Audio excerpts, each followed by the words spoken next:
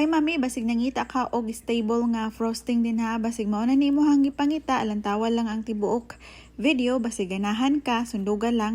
Nya kini siya nga kani nga part nga video na ugmaan na ni siya. Grabe gyud kay siya ka stable nga frosting mami, o lami kay siya lantawon. So mga mami, mao ni ang ingredients: 1 cup sugar, 1/2 cup cocoa powder, 5 tablespoon cornstarch, 2 ka egg yolks, tapos 1/4 cup water, and then 1 can evaporated milk, and then 1 teaspoon na vanilla extract. I-mix lang ni siya mami, no? Tarungon lang ni siya og mix.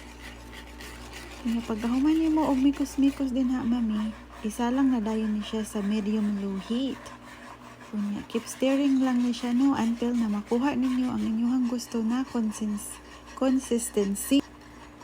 Unya mami, pag inani na gani ang iyahang porma, o iluhit na dayon nimo, no. Tapos butangan og 3 tablespoon butter or margarine. Nya murag diring dapita nagkalisod ko kay naghawid ako ang isa ka kamot sa cellphone, unya ang isa nagmikos-mikos, so murag lisod jud kaayo, no.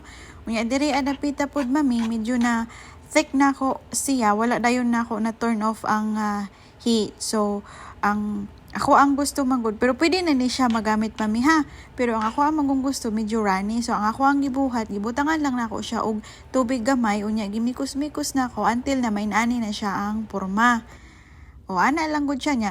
Medyo tibugol-tibugol lang siya, no mami, no, kay wala man gud nako siya gi-strain tong pag-mix nako sa mga dry ingredients. So kung gusto ka og hamis-hamis ang imong frosting, salaon nimo before nimo lutoon.